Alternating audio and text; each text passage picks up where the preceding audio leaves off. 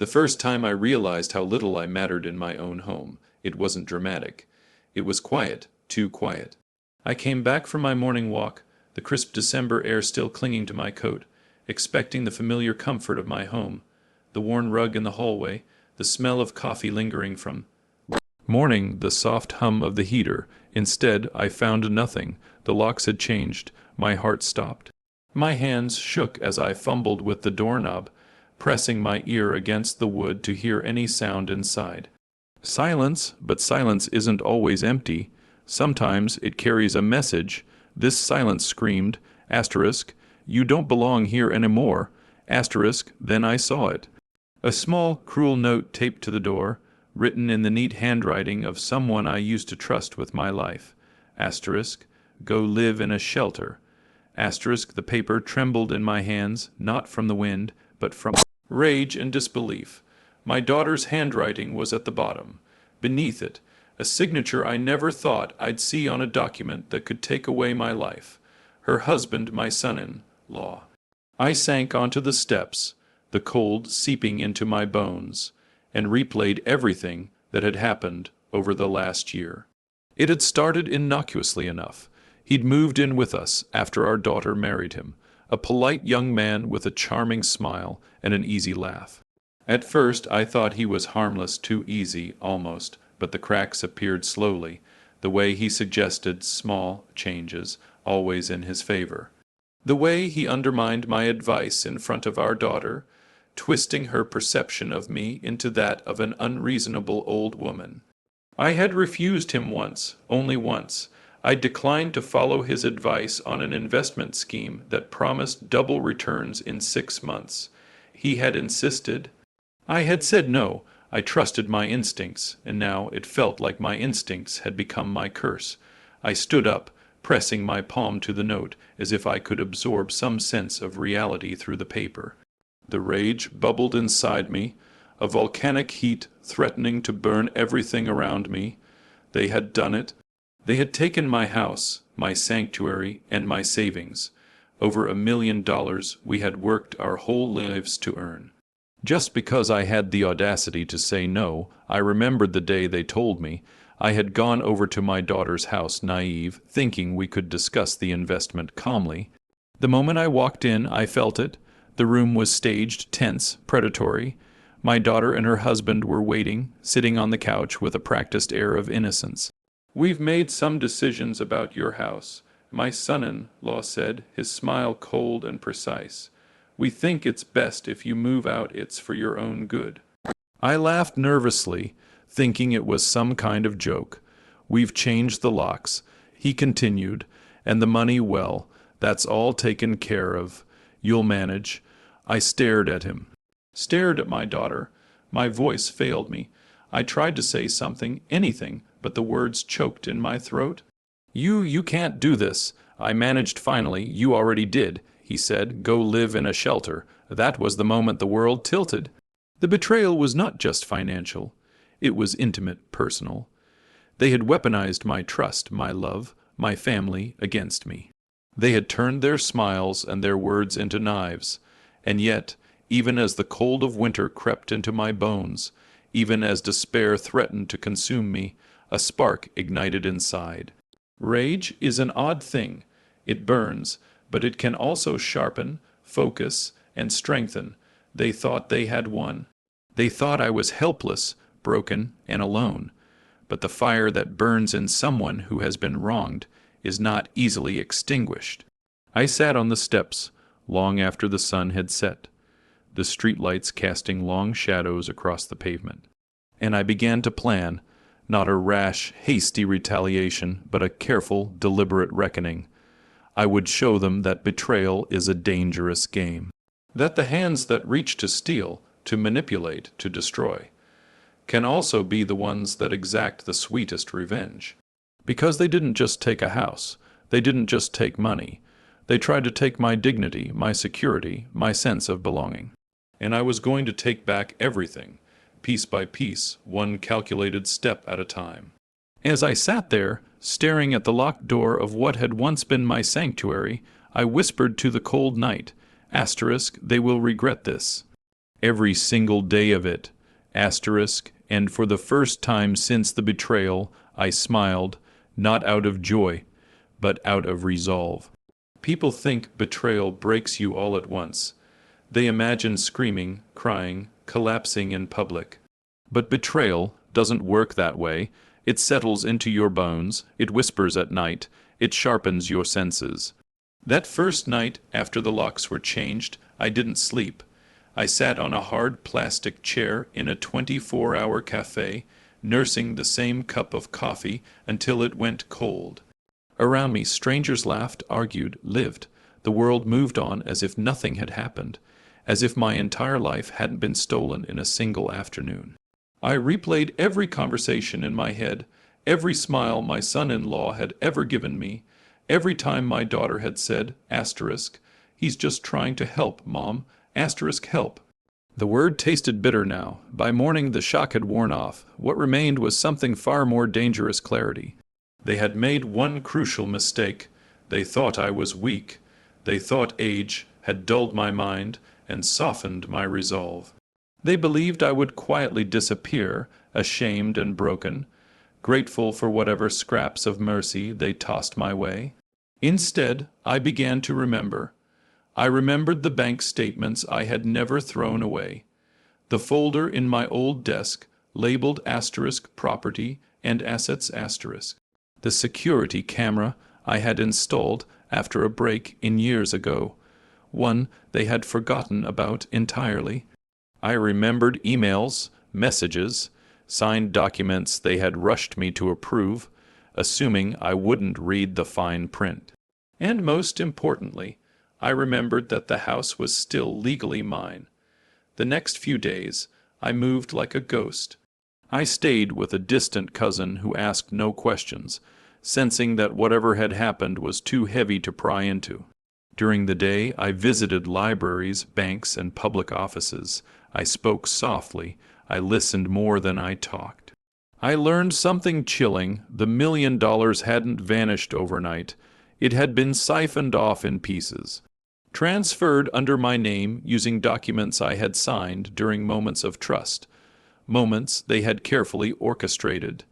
That wasn't just betrayal, that was a crime. I made copies of everything: bank records, property deeds, email exchanges where my son-in-law had pressured me to sign quickly before a so-called opportunity expired. I highlighted dates. I marked inconsistencies. I let the truth stack up slowly, patiently. All the while, they grew bolder. My daughter sent a message 2 days later, asterisk, "Mom, please don't make this harder than it needs to be. We're doing what's best," asterisk. I didn't reply. A week later, my son-in-law called. His voice was smooth, almost kind. "You can't fight this," he said. "You'll only embarrass yourself. Be reasonable." I almost laughed. Reasonable? After they'd locked me out of my own home. After they'd told me to live in a shelter like I was disposable. Instead, I thanked him. "Yes," I said softly. "You're right." He relaxed instantly. I could hear it in his breathing. That was when I knew I had him. I spent the next days consulting quietly with a legal aid attorney, a financial investigator, a property clerk who had seen too many cases like mine to be surprised. Each conversation added another piece to the puzzle, another nail waiting for the right moment to be hammered in. What struck me most was how calm I felt. There was no more panic, no more tears, just a steady, almost peaceful determination. I had stopped seeing them as family and started seeing them for what they were: adversaries who had underestimated their opponent. At night, I imagined their confidence, the way they probably slept soundly in my bed, walked across my floors, drank coffee in my kitchen. They thought the story was over. They were wrong. I wasn't plotting revenge in anger. I was preparing justice with precision. Every step measured, every document aligned, every truth sharpened into a weapon. By the time I was done, there would be no shouting, no chaos, just consequences. And when the moment came, when I finally picked up my phone and dialed 3 simple numbers, they wouldn't see it coming.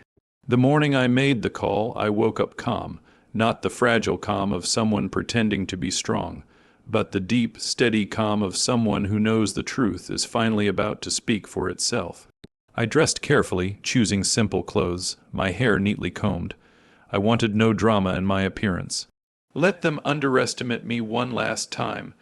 I stood across the street from my house my asterisk house, watching sunlight spill through the windows they believed they owned. I could see movement inside, laughter, comfort. They were at ease, convinced the world belonged to them now. I took out my phone. For a moment, my thumb hovered over the screen. I thought about my daughter as a child, holding my hand on her first day of school. I thought about the years I worked, saved, sacrificed, about every document I had signed in good faith. Then I dialed 911, "What's your emergency?" "My name is Margaret Hale," I said, my voice steady. "I'm standing outside my home. The locks were changed illegally. My assets were taken without consent, and I believe I'm the victim of financial exploitation and unlawful eviction." There was a pause. "Ma'am, are you safe right now?" "I am," I replied, "but crimes are actively being concealed inside that house." Within minutes, sirens cut through the quiet street.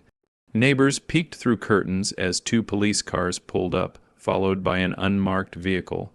Officers stepped out, calm but alert. One approached me while the others walked straight to the front door, the same door I had been locked out of. I handed over the folder I had prepared weeks ago: property deed, bank statements, email records, surveillance timestamps. The officer flipped through the pages, his expression changing with each document.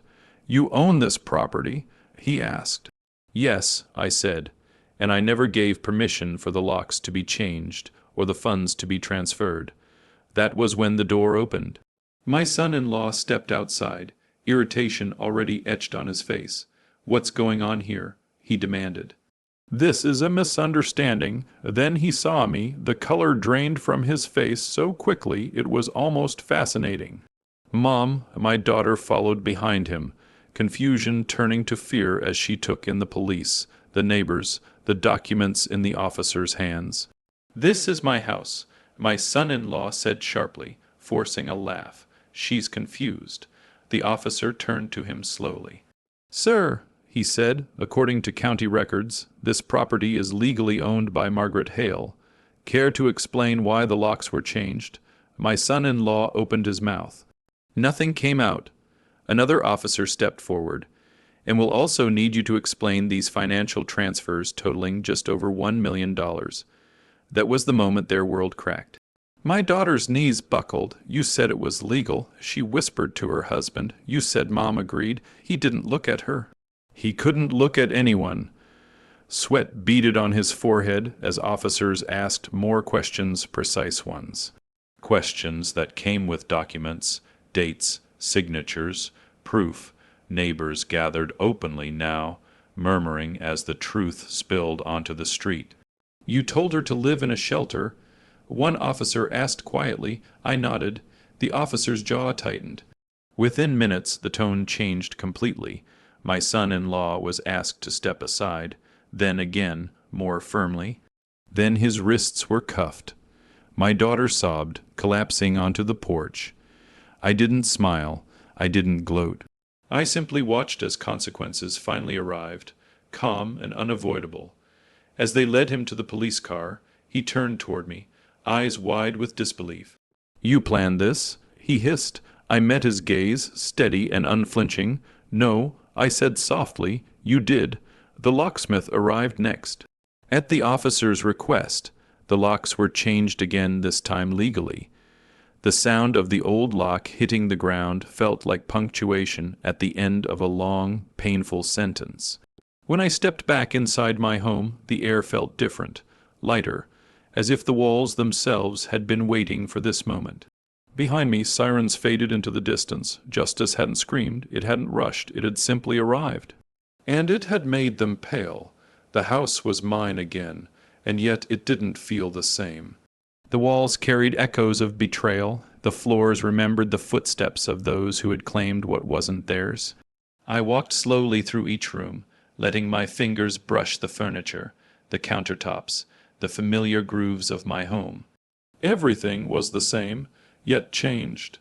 The police had done their part, the courts had reviewed the evidence, and the financial institution began the painstaking process of reversing the fraudulent transfers. My money, though not every penny, was coming back. More importantly, the humiliation, the fear, and the helplessness were gone. I sat in my favorite armchair by the living room window, a cup of tea warming my hands, and let myself finally exhale. I had survived the storm, but survival was only the first step. Now came the delicate work of rebuilding. Rebuilding isn't about revenge or restitution, it's about reclaiming your life. I had to learn to feel at home again, not just in the walls around me, but in the skin I inhabited. Every morning I walked through the house, opening windows, letting light flood in. Each ray was a reminder. I had endured, and I had won not through violence, but through patience, intelligence, and resolve. There were quiet moments of sorrow, too. My daughter remained distant. I understood that some bridges once burned cannot be rebuilt. Betrayal by someone you love changes you in ways that forgiveness cannot always erase. I grieved for the relationship I had lost, but I refused to let that grief define me. Instead, I began new routines. I returned to my volunteer work at the local shelter, the very kind of place my son-in-law had mockingly suggested I live in. I found solace in helping others rebuild their lives, in guiding them through fear and loss. Ironically, it became my greatest therapy. And there were moments of quiet, almost imperceptible triumph. When I walked past the streets near my house, neighbors smiled knowingly, some whispering about the events they had witnessed. I didn't need their praise, justice had spoken loud enough, but it reminded me that truth, when pursued diligently, has a way of exposing itself. I learned to love my home again, and more importantly, to love myself in it. I didn't need anyone's validation. I didn't need the approval of those who had tried to destroy me. My dignity, my strength, and my voice had been returned, not by anger, but by courage and patience. At night, I would sit by the window, looking out at the city lights. Sometimes I thought of my daughter and her husband, and sometimes I felt a pang of sadness. But more often I felt pride in the fact that I had not allowed betrayal to define my life, pride in the quiet, steadfast way I had reclaimed it. Life moved forward, and with it, I moved forward too wiser, stronger, and unshakable. I had been broken, yes, but in the fractures, I had discovered my own resilience. In the aftermath of betrayal, I had found clarity, justice, and, finally, peace. I realized then that revenge, when served thoughtfully, is not about humiliation or anger. It is about restoring balance, reclaiming control, and standing tall when the world has tried to knock you down. And as I looked around my home, the place that had once been stolen from me, I whispered to the quiet rooms, to the walls that had borne witness, *, I am home.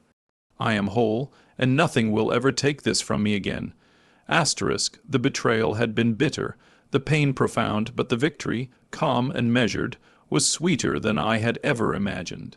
I had lost, I had fought, and I had won not just the house or the money, but myself.